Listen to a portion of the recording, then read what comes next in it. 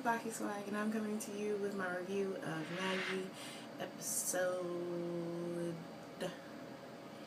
19, True Magi. Of course, it will be in this journal area if I am wrong, but this episode is pretty awesome, and I do apologize for not reviewing last episode. I had some things come up last week, but this episode was pretty awesome, and so was the last episode. I did watch it, I just didn't review it. So, we are currently in the middle of the war, I guess you could call it, between Liam and Magi. And the Fanalis are going in. Okay, first we see like them trying to break through the barriers, and eventually they get through the first barrier after the magicians are trying to protect the soldiers within the first barrier, in between the first and second barrier. So the magicians are fighting and Liam is fighting, and the magicians are trying to get to him, and then out of nowhere they show Liam it's not magic, but they pretty much have explosives, and the magicians don't know how to deal with this because they think that Liam has this awesome immense amount of power now because they are dropping pretty much explosives onto the first Borg. So they break through the first Borg, and then the soldiers have to start fighting, and this is when the Fanalis Corps come into play, and the Fanalis just go in. They go in on Magistrate's soldiers, and they just like kicking people's faces in, and it's ridiculous. Like, I knew that they weren't going to show them actually like taking people's faces off and stuff, but I think it probably would have made it kind of awesome if they did. So we see them like kicking butt and taking names with the Fanalis Corps, and they are taking out magicians left and right. Even though the magicians like start flying and are out of their range, they're really not, and they like jumping off of boulders and stuff, and just it's ridiculous how powerful the Fanalis Corps is. And like, we know how powerful Morgiana is, so just picture that times 30 plus people in the Fanalis Corps, and they are just going ham. Like, it is ridiculous. But we see them like just pretty much mowing through all of these soldiers that Magistrat has within the first and second barrier. And then we see like Aladdin and Myers Sensei and Sphinxus and Titus. And, well, of course, Mulexis is still trying to find Titus, which is part of the reason why they were mowing through all the soldiers, was to find Titus. Because pretty much if Titus came back, they would leave. But Titus was like, no, I'm not leaving. And, like, I've come to find people that I hold dear, and Mulexis pretty much broke his spirit and told him that he is a monster and he was never meant to live among them, and most of them probably think that he is a monster as well.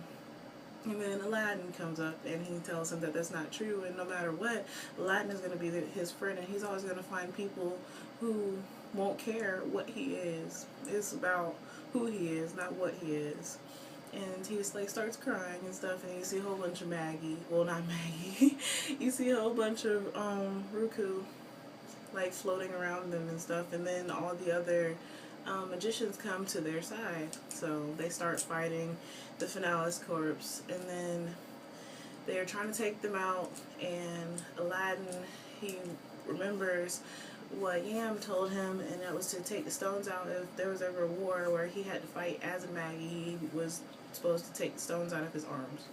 So he took him out, and at first he didn't get as much recoup as he normally does, but he's like, there's other ways to fight besides being a Magi. So they started fighting and trying to push the Fanalis Corps back. The Fanalis Corps just was taking them out left and right, literally. Like, again, Aladdin starts to feel like the Ryuku coming to his body, so they make a diversion to pretty much put them in a hole and fill it up with water and kind of wash them away. And then the Fanalis start jumping out the water like fish and stuff, and then Myers Sensei pretty much electrocutes them in the water. And there are only three that are left, and that's me, Alexis, and two people in his household. So they pretty much single-handedly take out the rest of the magicians and pretty much break through the second barrier. So it was ridiculous considering that there were so many Fanalis and Liam troops that broke through the first barrier, and now it only takes those three to break through the second. That shows what immense amount of power they have just by themselves. So they pretty much break through the second barrier, and Aladdin, he tries to talk to Magma, and he pretty much tells, Magma, Lady Shahrazad, and everybody else on the battlefield pretty much say that Magis are supposed to be creators, they're not supposed to kill people. And Aladdin comes to state that he is going to end the war without taking anyone's lives and sending them back to Riku. So he pretty much uses his sand Ugos, but because he has so much Riku flowing through his body really can't take it.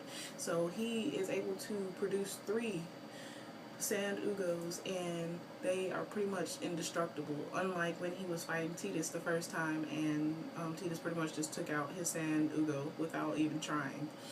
And the sand Ugos, well, first they fire a warning shot, and this is when they realize how incredibly powerful Aladdin is. They realize that Aladdin really is the 4th Magi. And then he uses his sand Ugos to push everyone literally back all the way to the shore. And this is when Magma and his first class magicians can reform the barrier. So the barrier is reformed, and Aladdin pretty much tells them that no matter how many times they break through the barrier, he's going to push them back to the sea every single time. And this pretty much breaks their spirits, and they really don't know what to do. So, and Mu Alexis sees this, and then they show, at the very end, they show him holding up his metal vessel, and the little symbol lights up, and then that was the end of the episode. But also, I forgot to mention that while all this was happening, before Aladdin even got to the battlefield, he told Sphinxus that he needed to stop the power that Magma has within the city. And while he was on his way to the battlefield, he sees a big, black metal vessel, which literally incinerated everyone in its path. And Aladdin he was so distraught about this, and you can see all the magicians were talking about they needed to be more Magi and on Riku in it, but the people in the 5th level authorization district are pretty much going to die if they keep trying to siphon Riku from them. So they said that they were going to push forward anyways, regardless of how many people were going to die, and Aladdin cut the lines to it. So that was pretty much the end of that. But this episode was pretty freaking awesome, and I love Magi. I wish I would have reviewed last week, but of course some stuff came up, which is understandable, but I'm going to keep up with it. So, as always, for those of you who don't read the manga, I would love to hear what y'all think is going to be coming up. What do you think Mu Alexis is going to do? How do you think the war is going to turn out? But as always, please remember to comment, rate, and subscribe. And this is TsubakiSwagg saying adios.